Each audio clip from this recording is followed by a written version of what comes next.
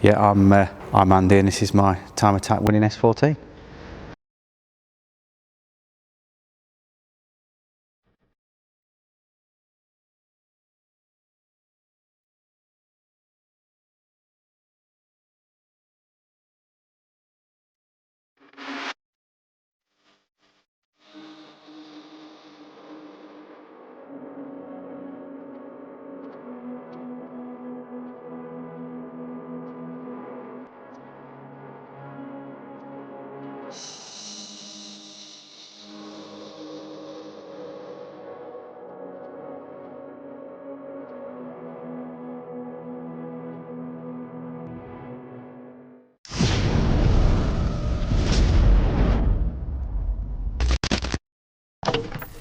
I know a lot of people ask me about side skirt. Why is half of it missing?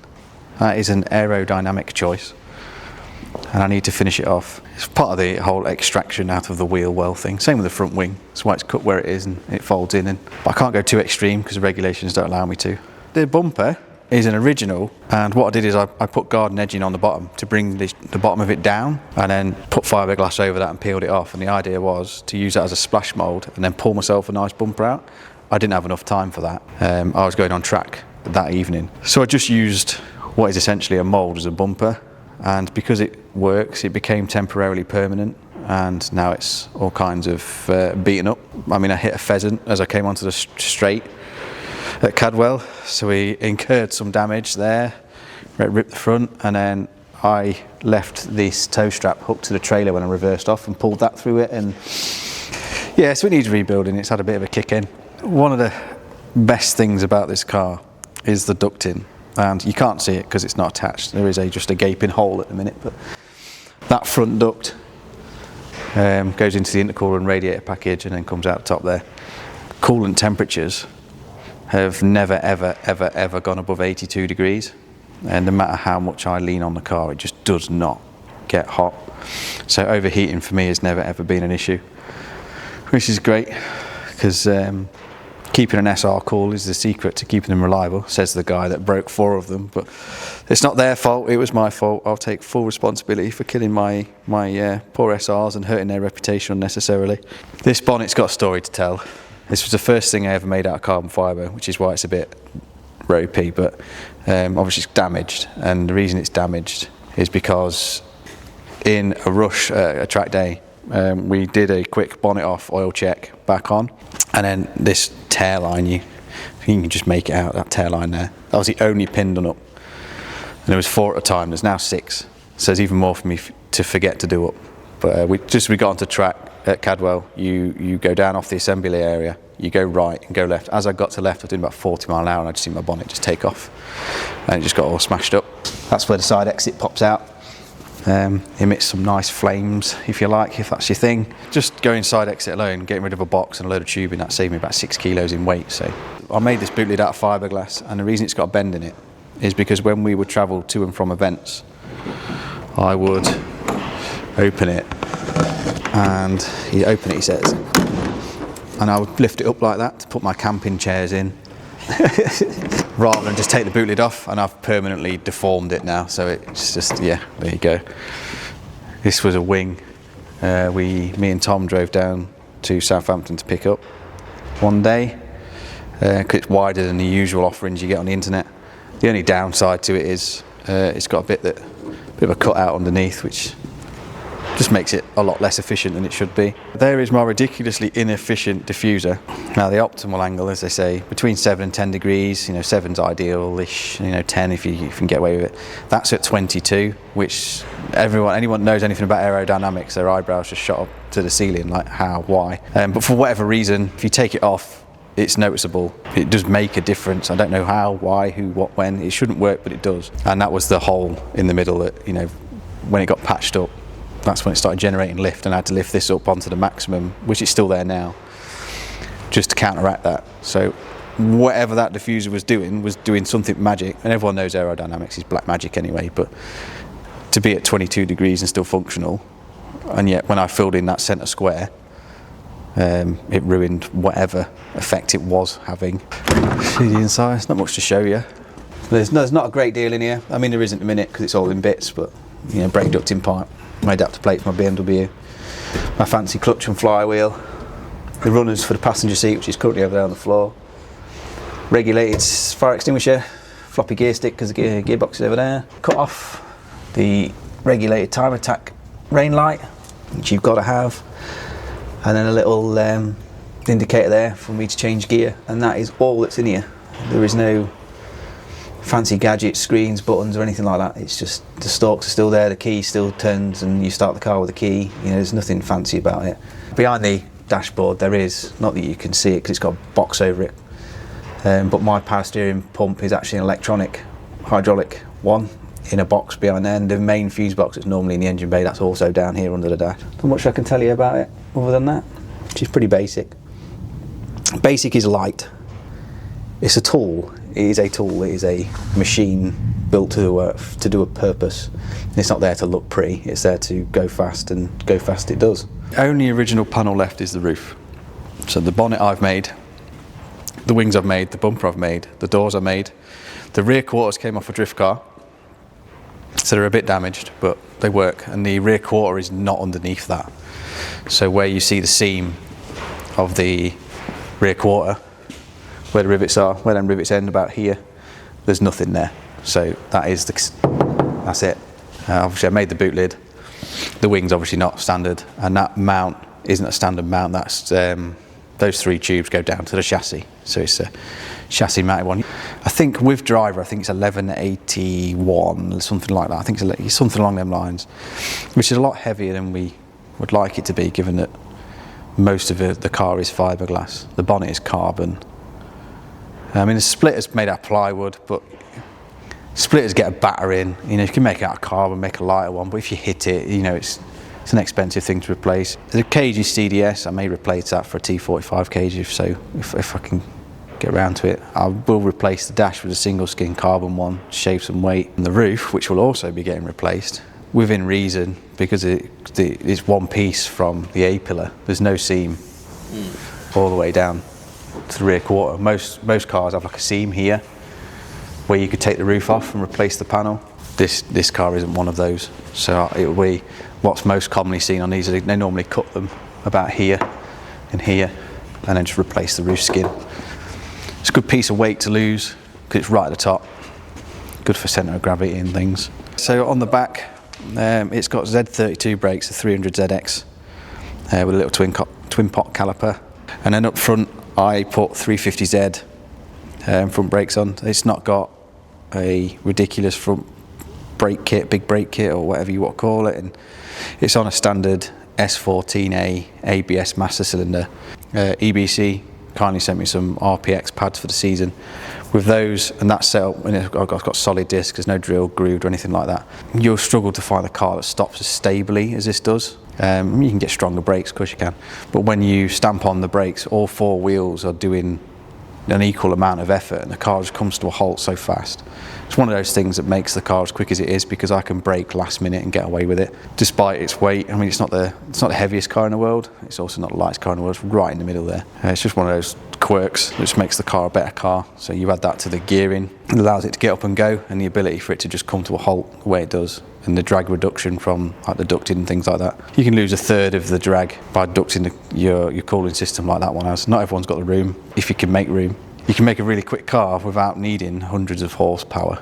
Trap speeds, for example, were up there with some of the more powerful guys without having the power to do so, simply because, I mean, it's a low sleek car. It's not really tall thing or a boxy thing, or it's quite an aerodynamic car. And Nissan built these things to do the Japanese Touring Car Championship, so it was always in mind it was going to be a competitive vehicle. You bring one to something like Time Attack, take it away from drifting, sliding sideways and looking cool and stuff, which is great, and they're really good at it, but you put it in an environment it was built for, which is going around a track fast. They're an incredibly competitive car, and I just wish more people did it and understood them and appreciated them for what they were designed for. Yeah, so I started in 2021, picked it up from Matt, a very good friend of mine. He was just he used to drift it. Just got to that point where he was just moving on. So I took it off his hands with the vision of turning it into what was supposed to be, it's a slippery slope for everybody that does this, a budget-friendly, I know it's an S14, budget-friendly track car. And then it escalated And then I've always followed Time Attack UK, and I thought I really want to go at that. So let's build the car to some regulations. I sent some emails, asked what class I would be put in, which then dictates what the rules are for how the car is built. Started then building the car to those rules, testing it at Cadwell, the local circuit, religiously, really. The year before I took part in Time Attack in 23, we did 21 track days in 2022. I think it might have even been more than that. So we was there every fortnight, which was quite a mission really, just to make sure the car was ready. And it was ready. Did you sort of have your heart set on an S14 at all to begin with, or did it just pop up? Funnily enough, it's right behind me and it's going to hear me say it, I don't like S14s. I actually wanted an S13, simply because Matt had the S14 and I had the opportunity to get it from him. I've ended up with an S14. I've grown to like it now. I still think the back end looks weird on them. The front end looks fantastically aggressive, but no, I never had my heart set on an S14 at all. Like a lot of things, people don't buy cars because they don't like them for some reason or another. Just picking one you wouldn't have otherwise chosen. You get to experience something you would have otherwise shut the door to. So I got to experience an S14. I'm coming from the odd £500 German skip to get me round, so you know I've got no idea what I'm expecting this to be. I just know rear wheel drive was where I wanted to be. Always loved Nissans, massive Nissan fan, always will be. So to be in one of their iconic rear wheel drive cars, it's an opportunity anyway, regardless whether I liked it or not. It was definitely a low budget thing. I just wanted to throw as little at it as possible, so I wasn't so heavily invested, because if things go wrong on the track, you can soon bin a lot of money. I didn't want that to be the case. Yeah, okay, pick a cheaper car in the first place, whatever, but I just wanted a fun track car that I could go to Cadwell in. If I decide to go when my friends are going, I could just jump in, turn the key and go. And then we were starting to get a bit quicker with it, and then sort of the opportunity came up. I thought, well, actually, we really could do Time Attack in this thing. Checking previous times for the class that we were set into, we would have been competitive. There was no chance of like winning, but we would have been competitive. And that's all I wanted, was just to go out, have a play, be a part of it. And then it turned from fun track car to let's test this thing to be a Time Attack car. That sort of led into where I started to learn aerodynamics as well, because there's only so much you can do power wise, because we're only very limited on power, Time Attack car or not. The maximum map power it's ever made is 312 horsepower, so it's not a very powerful car. I think everyone sees Time Attack car and you got 1,000 horsepower, and you just don't. So Time Attack, in the UK at least anyway, we have 3 main sessions. They're called Clubman, Club and Pro. I'm in a class called Classic and Retro, because they're old now, and that actually falls under the Clubman section. In Classic and Retro, it's deemed a club class, but because it's for the older car, that's generally not as quick as the modern club cars. I mean, like a modern BMW M4 is going to absolutely annihilate something like this. So we're the older stuff, we're down in the Clubman section, but we still abide by club rules. So we've got aero size limitations. We can only have a maximum of 100mm on the aero. So you look at from above at the car, draw around it, get the outline, and then 100mm outside that boundary is where all your aero must fall. But we've got no limitations on things like engines. You can do what you like. If I want to rip that out and put a V12 in it, that's fine, I can do that. The things I can't do are things like move suspension around. So the pickup points in the subframe, they've got to stay. We can't alter those. The floor pan as such can't really alter. You can't change the structure of the car too much, but otherwise it's pretty free. You can have whatever suspension you like on it, you can have whatever brakes you like on it, as long as the pickup points are retained.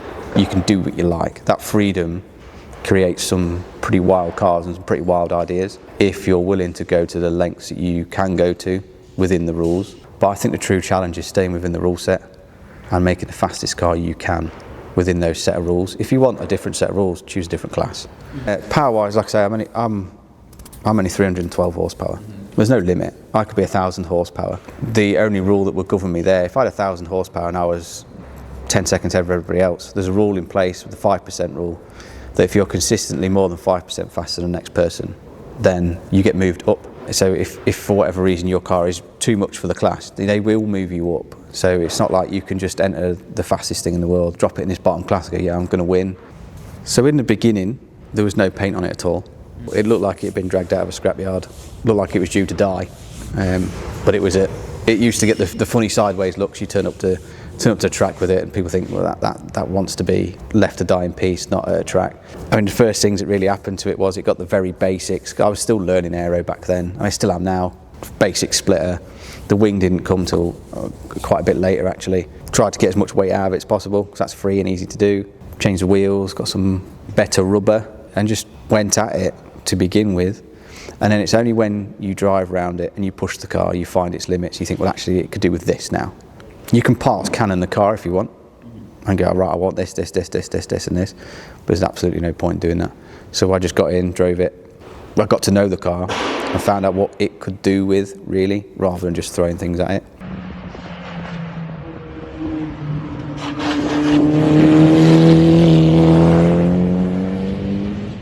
So the sort of first phase of the car, it was pretty messy because things were still being thrown. I mean, it still is messy now because they're a trial thing. You're not going to put 110% effort into making something that might fail. So you put it together, you make it function. If it functions, you make a pretty one. You solidified on what you're doing then. The next phase for the car, by this point it's had a splitter, it's got the front duct in, and it's been painted black now. And then it had the wing. The splitter got a bit more advanced with the canards and the side plates. The diffuser was on, had these wheels on that it's got now. It had a very basic remap, which at that point it was 310 horsepower or 311.4. So it's not like it gained massive amounts of power. We gained 30 horsepower from the 280 it was. So it's not like we picked up loads.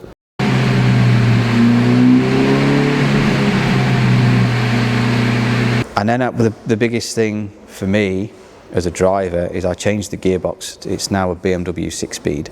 And because I changed the gearbox and I'd selected the box with the right ratios, the car could now pick up and go a lot quicker. The RPMs you're up there all the time now, you're always in its power band.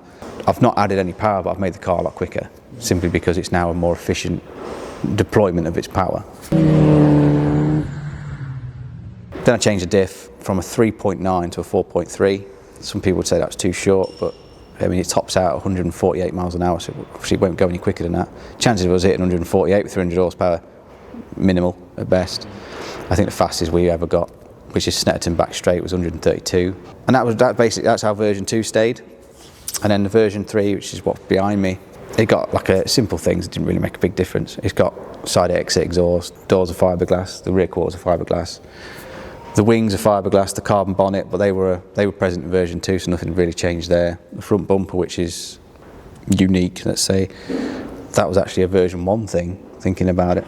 The car didn't really change drastically from version 2 to 3, but it didn't change drastically from version 1 to 2 either. Because it's incremental changes, and changes you can get to know. We changed the diffuser, made it side exit, so the exhaust is no longer exiting out the back, so we blocked the rear diffuser hole up where the exhaust used to go, and for whatever reason that created loads of lift at the back, and then I had to lift the wing 7 degrees to counteract it. Now all of a sudden I have a really inefficient, that's why it's up so high, is I just keep it as it was. So it's simple things. If you change too much at once, you're not going to get to know it, and you end up going slower. And the livery changed. There you go. Visually, the livery changed from 23 to 24, and that's all that's really changed for the car. In the 24 season, we tried to go for more power. That's engine number 4, to give you an idea how that went. Engine number 1, 2 and 3 are still here, and they're okay. But engine number 1 actually failed after round 1 and 2 on the dyno. Between Anglesey, which was round 1 and 2 weekender, and Cadwell, round 3, on the Saturday, Cadwell was the Monday, on the Saturday night, I said let's turn the power up. So we bolted that turbo on that you see on there, the whole set. And let's turn the power up, and the wideband in the car was saying the car was rich. I was warned that the wideband for the dyno wasn't present, and it was entirely my risk if I wanted to go for it or not. I was like, I trust the wideband, let's go. Turns out it lied. So it says it's rich, so we tuned it lean, obviously to pull some fuel out, so it wasn't running so rich, well, what we thought was rich, and then before you know it, and I've got no engine Saturday night, 6 p.m, and I've got to be on track Monday morning, 7 a.m. So it was a mission to find an engine. Picked an engine up on the Sunday, midday. By 6 p.m. on the Sunday, the car was ready to rock. Sounds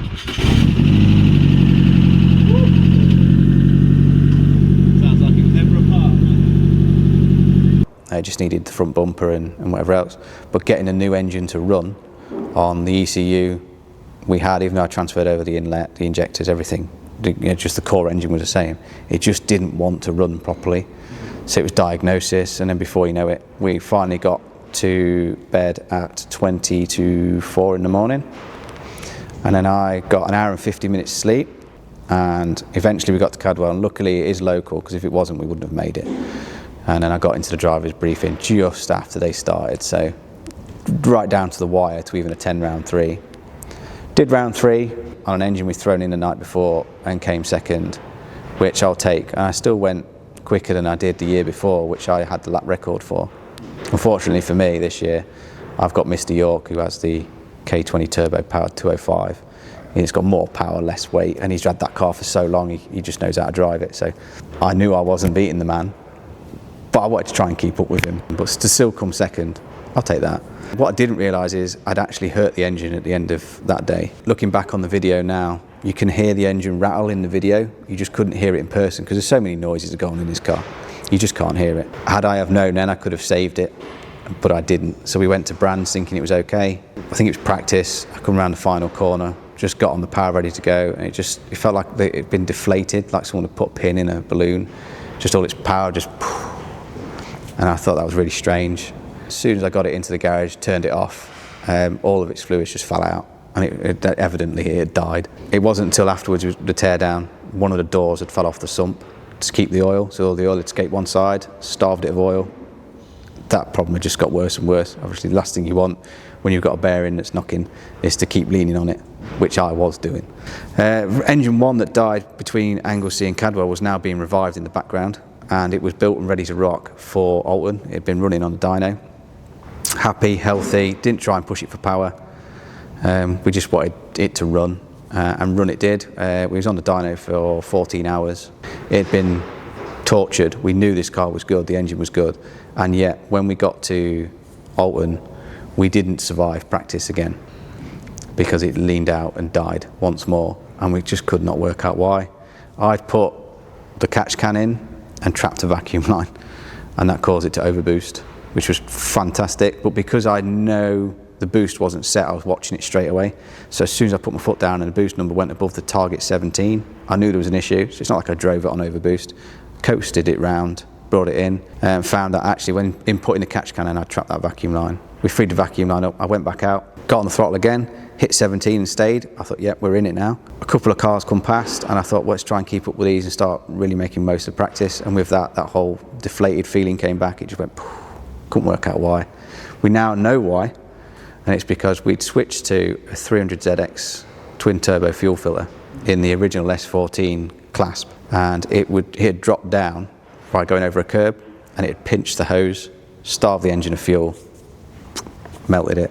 So by this point I've melted, how many pistons have I melted? I've melted 6 out of 8 pistons I've had now forged piston wise, which is great. After it died at Alton, I'd actually thrown the towel in. I can't afford to be doing this again, not necessarily financially, but time wise. It takes so much time to strip the car down, take the engine across the country to be machined, and then get it assembled again, running, dyno time, fuel, oils. It's just time. Because it died at Alton at practice, I did something I don't normally get to do at Time Attack, that's to walk around the show. And I went to speak to Matt from Wasner. I've spoke to him a few times already, because in the 2 times I have built the forged engine, I overfiled one of the piston rings, so I needed another ring. And then the second time I built the engine, I did it again, so I clearly not learned my lesson. I thought I'll go talk to Matt and just thank him for looking after me. Told him what had happened. He was a bit gutted to hear it, and he came back to the garage with me, said that he didn't want me to quit, didn't want me to be down and out. If this is a way that they can help to get a club racer back on the track, then that's what it's all about for the Wasner team. And so he sent me a nice care package of internals, which then got me back again for Donington, otherwise I wouldn't have been there. So I guess a thank you for me to Matt for doing that for me. That meant I could see the season out. So we went back to Donington, another engine, terrified obviously at this point. We've got a new ECU now with boost protection, lean protection, you name it, it's all the protections. However, we've not had time to get it properly mapped, so it's had a quick tweak on the dyno to make sure it's safe, happy, runs up. That's where we made 312 horsepower, so we gained 1 horsepower. 3 engines, a lot of forged internals and a brand new ECU, and 1 horsepower more. Went to Donington and we won that one.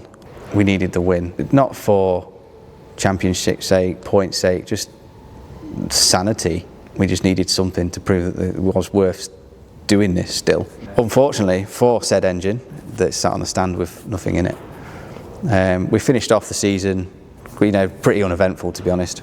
I just went round and I just enjoyed myself, really, rather than trying to hammer it. And then round 8, it was just pouring it down.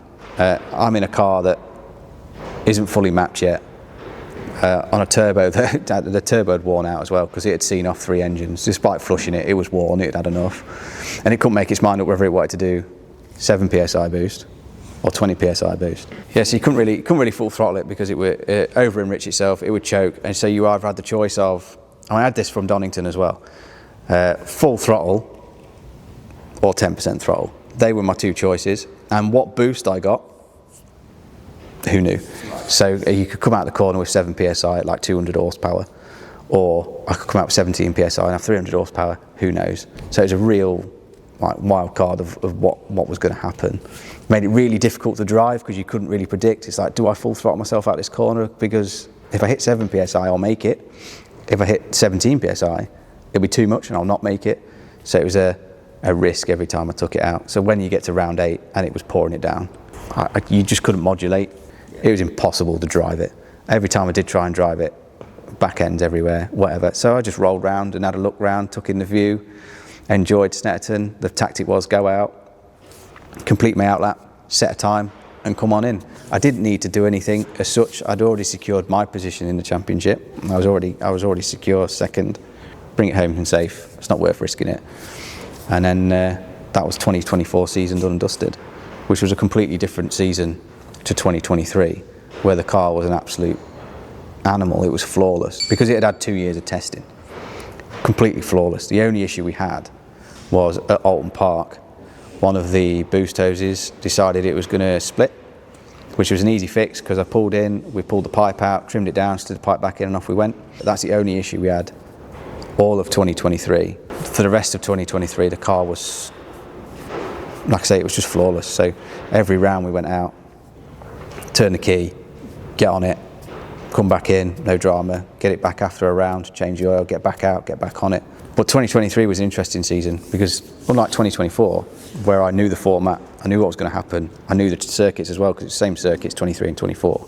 I didn't know the tracks. I've only driven around Cadwell, and I did a wet track day at Snetterton, but Snetterton 300, not the 200 they use. So I don't know the tracks. In 23, I have less power than one of my competitors, and I've got more weight too, so I'm overweight, underpowered, and I don't have the experience. So I am most definitely not expecting anything spectacular. I'd just like to be on the podium for Cadwell. And I bought a little shelf in the hope that I got a trophy that season. What I wasn't expecting to get was 9 trophies that season. So Cadwell round 1 and 2, we won, and we set a lap record for the class. Round 3 and 4, we won. Round 5, wet. We had some issues in the morning where I put my wet tyres on, but the stud sticking out the 20mm spacer were pushing on the wheel, so it was on funny.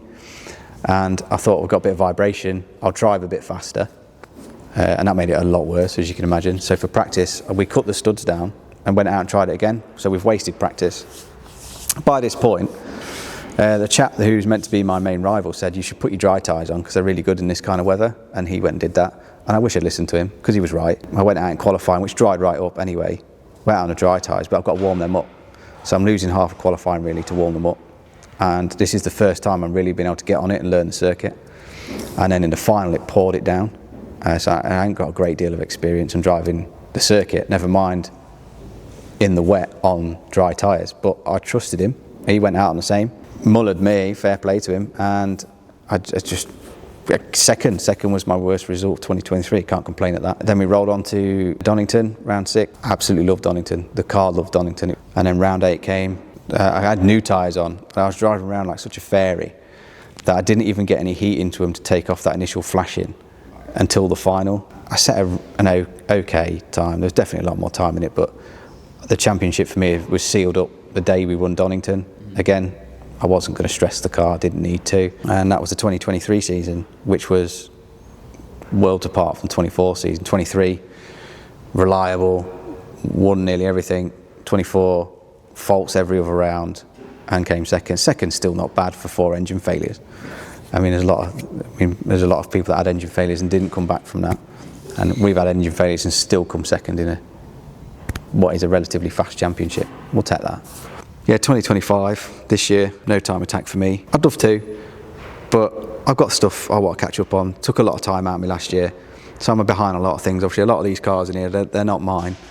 They're customer cars, and I took a lot of time. And to be fair to them all, they've all been very understanding. They understand that it took time and why I was doing it and whatever else. But this year, I'm not going to do time attack. I want to give back to them for their patience and get their cars done and out the door. And then in between that, this just needs a little bit of love, because it was taken apart and thrown together so many times last year because of those engine failures. It just needs putting together with a bit more care. Things are old now, they're battle worn, the splitter's worn out, the bumper doesn't fit anymore, the headlights don't fit anymore, the front wings don't fit anymore, its face is on the wonk. It's just tired, and it could just do with a little bit of love over this year, and it's going to get that. And rather than trying to ram power down its throat 48 hours before it's required, the engine, it'll get rebuilt. I'll take my time with it. I'll go do the testing again. If I miss 2026 season as well, so be it. I feel like I did my car a massive misservice by taking it and doing what I did to it in 2024, especially given how great it was in 23. So I owe it now to rebuild it properly. That's all I've really got to tell you, I suppose. 25. It just needs some love.